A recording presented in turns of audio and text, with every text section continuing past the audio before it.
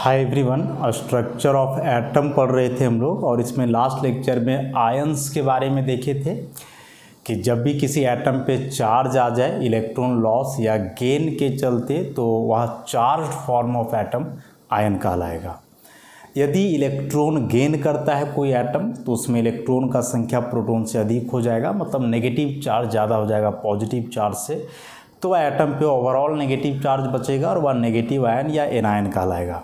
लेकिन वही कोई एटम यदि इलेक्ट्रॉन लूज करता है तो उसमें इलेक्ट्रॉन का संख्या कम हो जाएगा प्रोटॉन की तुलना में, या यूँ बोले कि प्लस चार्ज बढ़ जाएगा माइनस चार्ज के तुलना में, और इस केस में एटम पे ओवरऑल पॉजिटिव चार्ज बचेगा और वह पॉजिटिव आयन और केटायन कहलाएगा। मतलब ये जो आयंस का फॉर्मेशन हो रहा था वह बेसिकली इलेक्ट्रॉन का लॉस या गेन के चलते, प्रोटॉन का उसमें कोई इन्वॉल्वमेंट नहीं होता था, प्रोटॉन लॉस या गेन कभी नहीं होता है। तो अब कुछ आयंस में यदि हम लोग कैलकुलेट करें इलेक्ट्रॉन, प्रोटॉन और न्यूट्रॉन का संख्या, तो कैसे कैलकुलेट करेंगे। जैसे मान लो कोई आयन दिया हुआ है Mg2+, इसमें निकालना है इलेक्ट्रॉन, प्रोटॉन और न्यूट्रॉन। तो सबसे पहले मैग्नीशियम का एटॉमिक नंबर हम लोग जान रहे हैं 12, मास नंबर 24। तो यदि इसके लिए मास नंबर मीन्स A का वैल्यू 24 हुआ, Z 12 हो जाएगा, तो जो प्रोटॉन का संख्या होता है वह Z के बराबर होता है, मतलब प्रोटॉन भी 12। हालांकि इलेक्ट्रॉन भी प्रोटॉन के बराबर ही होता है, लेकिन यदि एटम पे कोई चार्ज ना हो तो एटम पे यहाँ दो पॉजिटिव चार्ज है, ये पॉजिटिव चार्ज बता रहा है कि इसमें इलेक्ट्रॉन का संख्या कम है, कितना, तो जितना पॉजिटिव चार्ज है, तो 2 प्लस है तो यहाँ -2 कर देंगे इलेक्ट्रॉन के लिए, तो ये बचेगा 10। न्यूट्रॉन का संख्या में कोई फ़र्क नहीं पड़ेगा, वो जो A - Z है वही चलेगा, 24 - 12 मतलब 12। ऐसा तो मेन डिफरेंस यहाँ आना है इलेक्ट्रॉन पर, प्रोटॉन और न्यूट्रॉन का संख्या में जो है कोई चेंजिंग नहीं आता है। उसी प्रकार से कोई नेगेटिव आयन ले लो, जैसे S-। अब सल्फ़र का एटॉमिक नंबर 16, मास नंबर मान लो 32 है, तो A = 32, Z 16, P 16, E भी 16 था ओरिजिनली, लेकिन दो नेगेटिव चार्ज है तो यह नेगेटिव चार्ज बता रहा है कि इसमें इलेक्ट्रॉन अधिक है, और कितना इलेक्ट्रॉन अधिक है तो जितना नेगेटिव चार्ज है, तो दो नेगेटिव चार्ज है तो यहाँ 2 ऐड कर देंगे तो 16 + 2 हो जाना है 18। N का तो वही रहना है A - Z, 32 - 16 मतलब 16। ऐसा न्यूट्रॉन और प्रोटॉन में कोई चेंजिंग नहीं होगा, वह जो एक एटम के लिए होता है वही होगा, बस एटम पे चार्ज आ जाए तो जो चेंज करने वाला है वह इलेक्ट्रॉन, क्योंकि चार्ज आता है इलेक्ट्रॉन के चलते ही, इलेक्ट्रॉन का लॉस और गेन के चलते ही चार्ज आता है। इसी में मान लो दिया हुआ हो Cr6+, एटॉमिक नंबर दिया हुआ रह भी सकता है नहीं भी, तो उसके लिए आपको याद करना होगा। फिलहाल इसका एटॉमिक नंबर है 24, तो Z जो है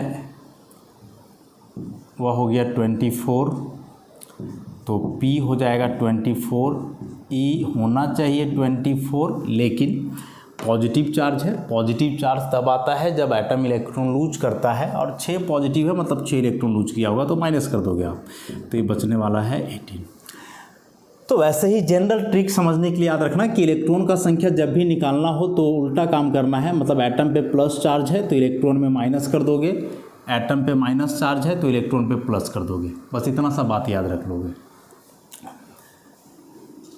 वैसे ही मान लो कि दिया हुआ है Pd2+, इसमें निकालना है इलेक्ट्रॉन, प्रोटॉन वगैरह, तो पैलेडियम का एटॉमिक नंबर होता है 47, तो Z = 47 हो जाना है, P also 47, E 47 होना चाहिए, लेकिन 2 प्लस है तो 2 माइनस कर दोगे तो बचेगा 45।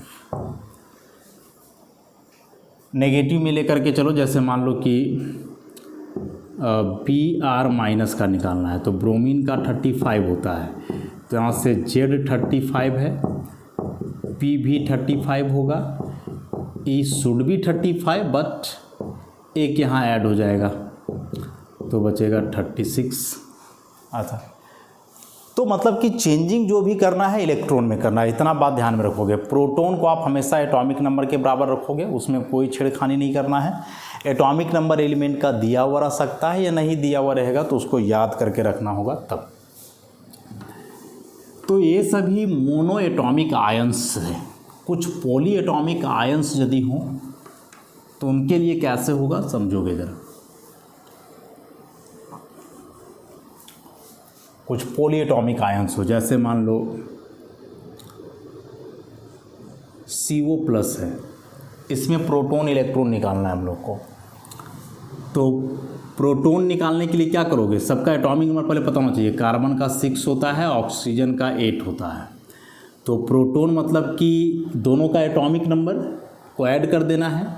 कार्बन का एटॉमिक नंबर 6, ऑक्सीजन का 8, क्योंकि प्रोटॉन हमेशा एटॉमिक नंबर के बराबर होना है। तो E आ जाएगा 14। इलेक्ट्रॉन भी प्रोटॉन के बराबर ही होता यदि कोई चार्ज ना रहता। चार्ज है 1 प्लस तो 1 माइनस कर दोगे आप, 13 बचेगा। वैसे ही मान लो NO2+ हो तो यहाँ भी वही करोगे। प्रोटॉन निकालने के लिए एटॉमिक नंबर जोड़ोगे तो नाइट्रोजन का एटॉमिक नंबर 7 प्लस ऑक्सीजन का 8 और 2 ऑक्सीजन है तो मल्टीप्लाइड बाई 2, तो 7 + 16 23 आ गया। इलेक्ट्रॉन शुड भी 23 नहीं होगा, 1 प्लस है तो 1 माइनस कर दो, 22 ऐसे। वैसे ही कोई नेगेटिव आयन है, जैसे मान लो कि सल्फेट आयन है SO4 इसके लिए आप प्रोटॉन निकालोगे तो सल्फर, सबका एटॉमिक नंबर जोड़ना है। सल्फर का एटॉमिक नंबर कितना होता है 16 प्लस ऑक्सीजन का 8 × 4, 4 ऑक्सीजन है तो 16 + 32 हो जाना है 48। तो यहाँ से इलेक्ट्रॉन भी 48 ही होना चाहिए, लेकिन 2 नेगेटिव चार्ज है तो 2 ऐड करोगे तो हो जाएगा 50। मतलब यदि कोई पॉली एटॉमिक आयंस है तो पॉली एटॉमिक आयंस के लिए आप क्या करोगे कि उसमें जो भी एटम्स है सारे एटम्स के एटॉमिक नंबर को जोड़ोगे तो वह प्रोटॉन निकल जाएगा। प्रोटॉन के बराबर ही इलेक्ट्रॉन होता है, लेकिन चार्ज आ जाने से आप अपने हिसाब से कर लोगे। माइनस है तो यहाँ प्लस कर दोगे, प्लस है तो माइनस कर दोगे, इस हिसाब से जो है निकल जाएगा। तो ऐसे कई हैं जिसके लिए आप कैलकुलेट कर सकते हो इलेक्ट्रॉन प्रोटॉन वगैरह। जैसे मान लो ClO4- है, इसमें क्लोरीन जो है एटॉमिक नंबर 17, ऑक्सीजन का 16 × 4 तो 16 नहीं 8, ये हो गया 32, मतलब आ गया 49। इलेक्ट्रॉन शुड भी 49, 1 माइनस है तो 1 जोड़ देना तो हो जाएगा 50 ऐसा। इसी प्रकार से जैसे मान लो हो C6H13+, इसमें निकालना हो तो क्या करोगे, प्रोटॉन के लिए एटॉमिक नंबर जोड़ोगे। कार्बन का एटॉमिक नंबर 6 होता है N2 6 प्लस हाइड्रोजन का 1 × 13 तो ये हो गया 36 + 13 49। इलेक्ट्रॉन हो जाएगा 49, 1 प्लस है तो यहाँ -1 कर दो 48। अब मान लो कोई न्यूट्रल मॉलिक्यूलर चार्ज नहीं है, कोई जरूरी नहीं है कि चार्ज हो, ऐसे कोई मॉलिक्यूल हो C12H22O11 दिश्वर ऐसा कोई हो तो इसके लिए प्रोटॉन कैसे निकालोगे, 6 × 12 1 × 22 प्लस 8 × 11 तो ये हो गया 72 22 88। 8 2 10 2 12, 8 2 10 7 17 1 18, 182। इलेक्ट्रॉन भी 182 ही होगा क्योंकि कोई चार्ज नहीं है, तो सेम हो जाएगा प्रोटॉन इलेक्ट्रॉन। तो चाहे कोई मोनो एटॉमिक आयन हो या कोई पॉली एटॉमिक आयन हो, प्रोसेस सेम है, आयन है तो इलेक्ट्रॉन का संख्या चेंज करने वाला है, प्लस है तो इलेक्ट्रॉन में माइनस कर दोगे जितना पॉजिटिव चार्ज है, और नेगेटिव चार्ज है तो इलेक्ट्रॉन में प्लस कर दोगे। कोई चार्ज नहीं है तो जितने प्रोटॉन्स उतना ही इलेक्ट्रॉन। और प्रोटॉन कैसे फाउंड आउट कर रहे हैं हम लोग, तो सारे के एटॉमिक नंबर को जोड़ करके, क्योंकि एटॉमिक नंबर प्रोटॉन के बराबर हमेशा होता है। तो यदि आप यहाँ तक समझ चुके हो इलेक्ट्रॉन प्रोटॉन वगैरह निकालने, क्योंकि एग्ज़ाम में यहाँ से क्वेश्चन रहना ही 100% रहेगा, चाहे वह मॉलिक्यूल हो, आयन हो, आयन में मोनो एटॉमिक हो चाहे पॉली एटॉमिक हो, क्वेश्चन रहेंगे ही रहेंगे, 100% रहेंगे। नोट्स में देखोगे और भी बहुत सारे प्रॉब्लम्स दिए हुए हैं, तो उसको आप प्रैक्टिस करोगे, हो जाएगा। अब हम लोग आगे इसमें देखते हैं।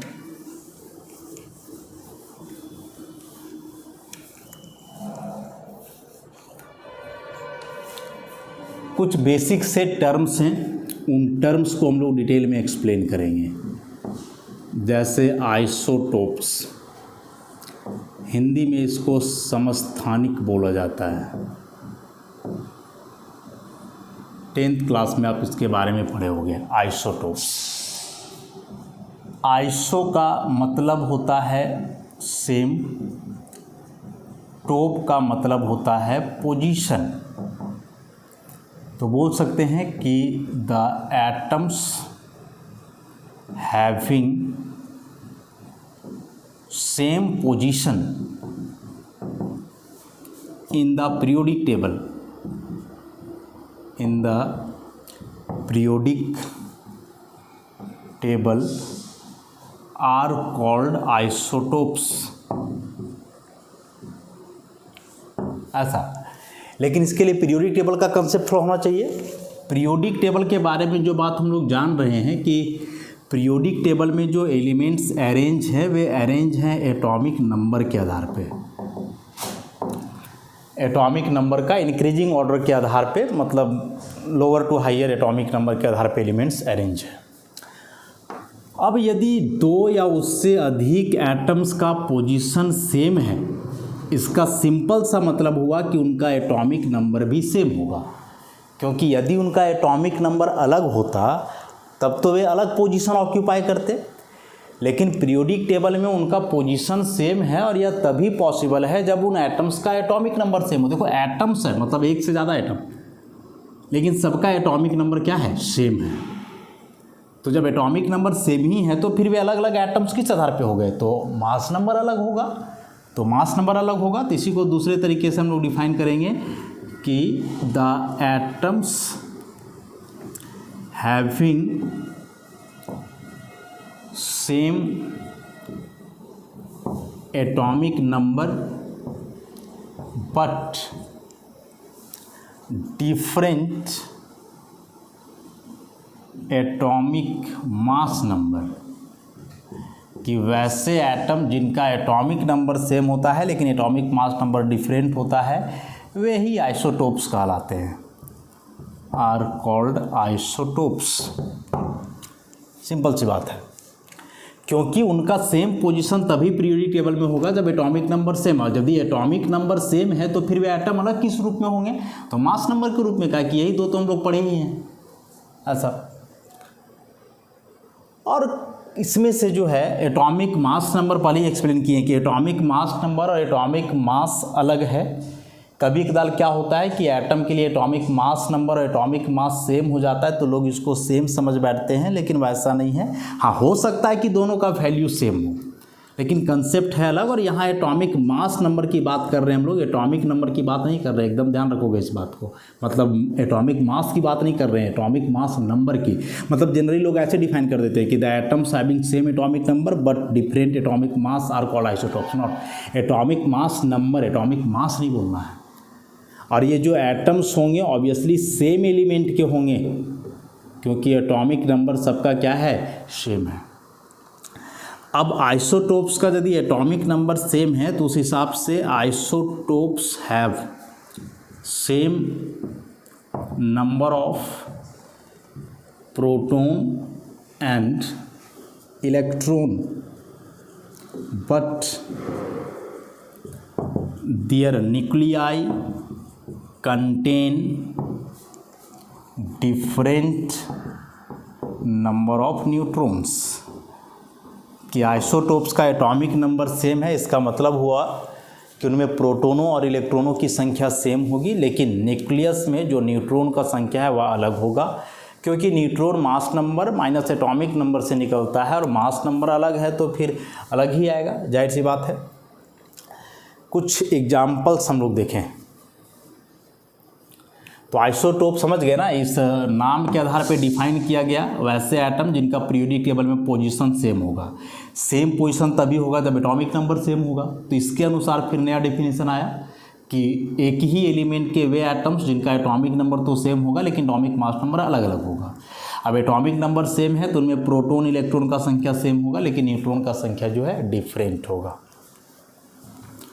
कुछ एग्जाम्पल्स देखते हैं। देखो, समस्थानिक माने एक स्थान में रहने वाले, यहीं से पता चला है समस्थानिक मतलब एक स्थान में रहने वाले।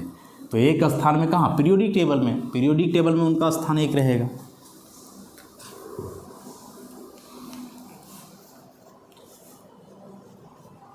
तो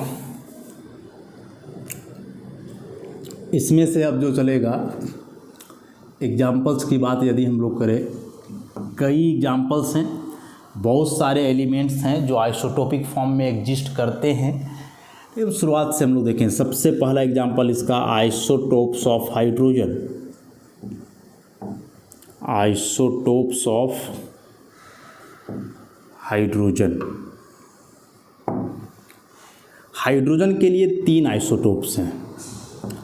ऑब्वियसली एटॉमिक नंबर तीनों का एक होगा, मास नंबर अलग होगा, एक का 1, दूसरे का 2 और तीसरे का मास नंबर होता है 3। जिसका मास नंबर 1 है बेसिकली उसको H ही लिखा जाता है, जिसका मतलब होता है प्रोटियम। जिसका 2 है उसके लिए D लिखा जाता है, आता है ड्यूटेरियम।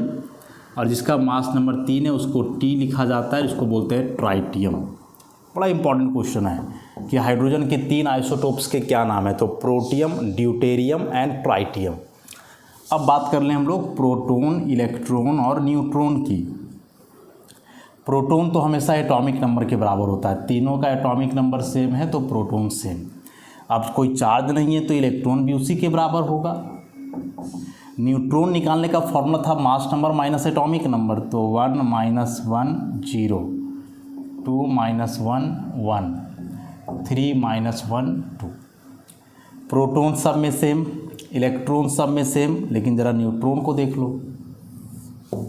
अच्छा, अब यहाँ से एक बहुत ही इम्पॉर्टेंट बात हम लोग जानेंगे कि इस प्रोटियम में आप देखोगे तो इसमें न्यूट्रॉन का संख्या 0 है। And protium is the only isotope, protium is the only isotope which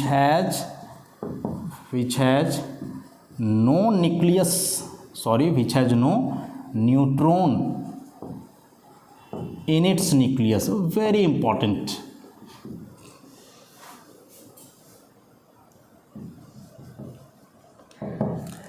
protium एकमात्र वैसा आइसोटोप है जिसके न्यूक्लियस में कोई न्यूट्रॉन नहीं होता है।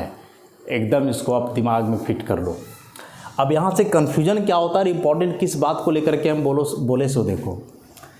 जनरली लोग बोलते हैं कि हाइड्रोजन में कोई न्यूट्रॉन नहीं होता है। सही है? नहीं है। क्यों नहीं है? क्योंकि हाइड्रोजन तो 3 प्रकार का है, प्रोटियम, ड्यूटेरियम, ट्राइटियम।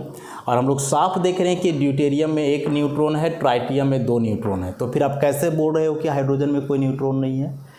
अरे हाइड्रोजन में जो प्रोटियम है उसमें कोई न्यूट्रॉन नहीं है, तो सही आंसर तो प्रोटियम हुआ।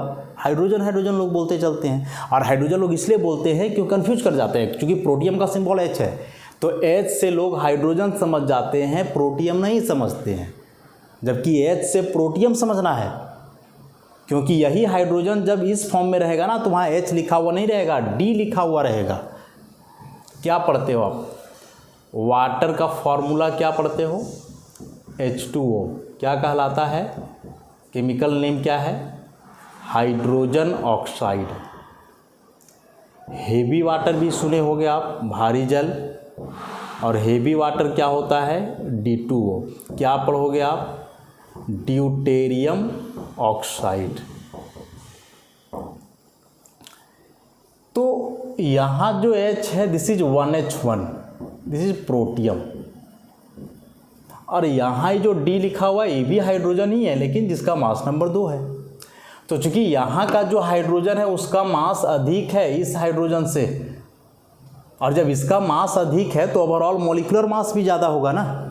हाइड्रोजन का जो है मास यहाँ 1 है, ऑक्सीजन का 16 होता है, तो पूरे का मॉलिक्यूलर मास निकालोगे तो 18 आएगा। लेकिन वही यहाँ निकालोगे तो इसका 2 है, तो 2 × 2 + 16 मतलब आ जाएगा 20। ज़्यादा मास आ रहा है तो भारी होगा, इसलिए कहलाता है हेवी वाटर, भारी जल, हेवी वाटर कहलाता है। और यह जो हेवी वाटर है या अलग से नहीं है, जो नॉर्मल वाटर है उसी में यह एग्जिस्ट करता है। H2O के मॉलिक्यूल्स हैं तो उसी में से कुछ मॉलिक्यूल जो है D2O के भी रहते हैं, अलग से ये एग्जिस्ट नहीं करते। और प्रॉपर्टी वही है, मतलब कुछ अलग इसका नहीं है कि ये अलग कलर का है या वो है, वाटर के जैसा ये भी कलरलेस ही होता है, नॉर्मल वाटर के जैसा। तो यहाँ जो आप लिख रहे हो वाटर और हेवी वाटर, तो ये हेवी वाटर मतलब कि यहाँ ड्यूटेरियम ऑक्साइड है, मतलब यहाँ वह हाइड्रोजन है जो हेवी है, ज़्यादा मास का है और हेवी है, इसलिए उसको हेवी वाटर हम लोग बोल रहे हैं। सिंपल सी बात है। तो इस बात को लेके बिल्कुल कंफ्यूज नहीं करना। हाँ, एग्जाम में यदि क्वेश्चन आता है कि किसमें न्यूट्रॉन नहीं होता है, ऑप्शन में प्रोटियम हाइड्रोजन दोनों है, तो डेफिनेटली आप प्रोटियम टिक करोगे। प्रोटियम नहीं है, हाइड्रोजन दिया हुआ है, तो वहाँ तो आप मजबूरी है कि हाइड्रोजन को ही टिक करना पड़ेगा। दोनों है तो प्रोटियम। तो इस बात को आप ध्यान में रखोगे। जितने भी एलिमेंट हैं और जितने भी एलिमेंट के जो आइसोटोप्स हैं उसमें से प्रोटियम ही एकमात्र है जिसमें न्यूट्रॉन नहीं होता है, जिसके न्यूक्लियस में न्यूट्रॉन नहीं है। H+ जो होता है ना, इसको प्रोटॉन बोला जाता है। हाँ, H+ को क्या बोलते हैं, प्रोटॉन। H है तो अब कंफ्यूज नहीं करना है, H हाइड्रोजन नहीं समझेंगे हम लोग, H समझेंगे प्रोटियम। और प्रोटियम में अभी हमने देखा कि प्रोटॉन 1, इलेक्ट्रॉन 1, न्यूट्रॉन 0। अब यदि इस पे एक प्लस आ गया तो इलेक्ट्रॉन हो जाएगा 1 - 1, मतलब ये भी 0। तो इस H+ में ना तो कोई इलेक्ट्रॉन रहा, न्यूट्रॉन तो पहले से भी नहीं था, बचा केवल एक proton. That's why H+ is called proton. क्या आप D+ को प्रोटॉन बोलोगे? इसको प्रोटॉन बोल सकते हो? नहीं बोलेंगे। क्यों नहीं बोलेंगे?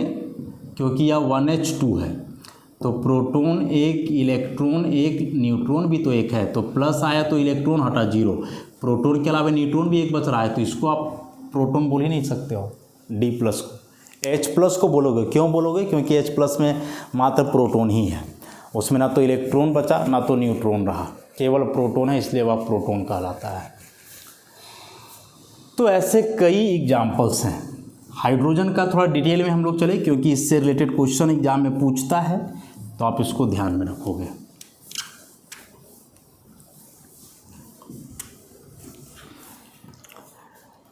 जैसे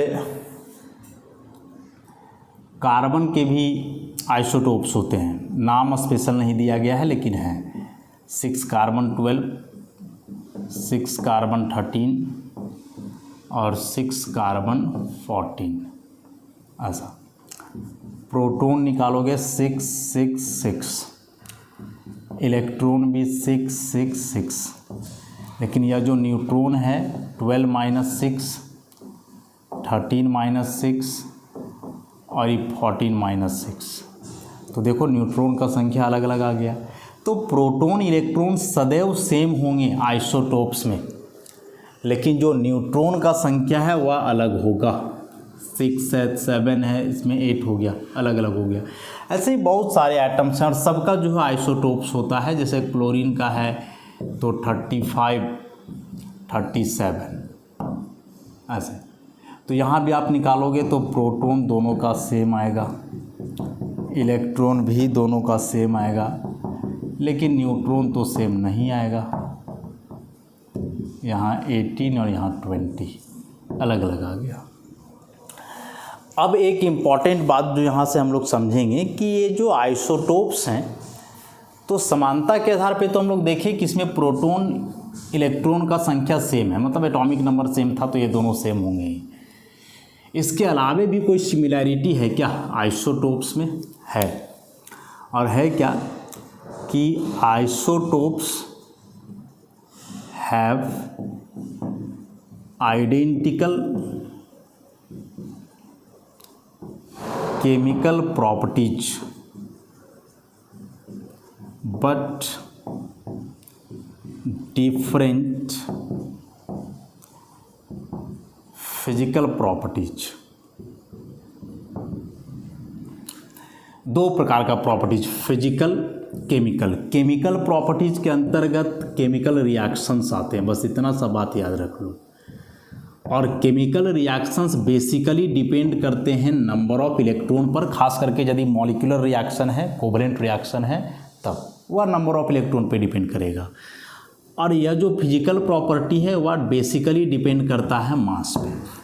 फिजिकल प्रॉपर्टी के अंदर कंपाउंड का melting point, boiling point, solubility, density, viscosity, surface tension, इस टाइप का। तो आइसोटोप्स में इलेक्ट्रॉनों का संख्या सेम है, अभी हम लोग देखें, और इलेक्ट्रॉन के नंबर पे ही डिपेंड करता है केमिकल रिएक्शन। तो केमिकल प्रॉपर्टी भी सेम होगा क्योंकि इलेक्ट्रॉन का संख्या सेम है। चूँकि आइसोटोप्स का मास नंबर अलग है, मतलब कहीं ना कहीं मास अलग है, और मास पे डिपेंड करता है फिजिकल प्रॉपर्टीज, तो उनका फिजिकल प्रॉपर्टी भी अलग होगा। जैसे H2O, D2O, T2O, water, heavy water, ये ट्राइटियम ऑक्साइड है, और भी ज़्यादा heavy water. Left to right जाओगे तो आप मास बढ़ेगा, मास इंक्रीजेज, और मास बढ़ने से बॉइलिंग पॉइंट भी बढ़ेगा। अलग अलग है। वाटर का बॉइलिंग पॉइंट हम लोग जानते हैं 100 डिग्री सेल्सियस, D2O का 101 डिग्री सेल्सियस होता है।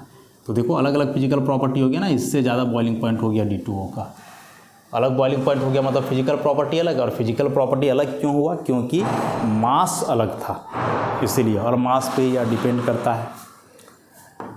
लेकिन वही केमिकल रिएक्शंस की बात करें तो एक बड़ा ही कॉमन रिएक्शन आप पढ़े होंगे कि सोडियम का रिएक्शन जब वाटर से करवाते हैं तो यहाँ प्रोडक्ट बनता है sodium hydroxide plus half H2 plus lot of energy, ऐसा हम लोग पढ़े हैं। And this is called sodium hydroxide. इस पूरे मॉलिक्यूल में इलेक्ट्रॉन अभी 10 है, 2 हाइड्रोजन का 2 और ऑक्सीजन का 8। वही सोडियम का रिएक्शन आप जब D2O से करवाओगे हेवी वाटर से, तो इलेक्ट्रॉन यहाँ भी 10 है। ड्यूटेरियम में एक ही इलेक्ट्रॉन होता है, 2 ड्यूटेरियम है तो 2, और 8 ऑक्सीजन में तो 8 और 2 10, यहाँ भी हो गया। अब इसका रिएक्शन लिखोगे तो एकदम सिमिलर रिएक्शन होगा, NaOH के जगह NaOD, हाफ H2 के जगह हाफ D2, और एनर्जी यहाँ भी, और यह कहलाएगा सोडियम ड्यूटेरो ऑक्साइड। ऊपर में हाइड्रोक्साइड, देखो हाइड्रोक्साइड मैंने हाइड्रोजन और ऑक्सीजन, ID बतलाता है कि नेगेटिव चार्ज होता है, इसलिए Na था सोडियम, हाइड्रो मतलब हाइड्रोजन, ऑक्साइड मैंने ऑक्सीजन, वैसे सोडियम Na हो गया, ड्यूटेरो मतलब ड्यूटेरियम, और ऑक्साइड का मतलब ऑक्सीजन। तो देखो दोनों का केमिकल रिएक्शन में कोई अंतर हुआ, एकदम सिमिलर प्रोडक्ट्स बन रहे हैं। क्यों? क्योंकि दोनों में इलेक्ट्रॉन का संख्या क्या था? सेम। लेकिन वही यदि फिजिकल प्रॉपर्टी की बात करें तो फिजिकल प्रॉपर्टी जो है अलग हुआ। और फिजिकल प्रॉपर्टी अलग क्यों हुआ? क्योंकि मास जो है इनका अलग अलग है आइसोटोप्स का, और मास पे ही डिपेंड करता है फिजिकल प्रॉपर्टी, इसलिए ये भी अलग हो जाएगा।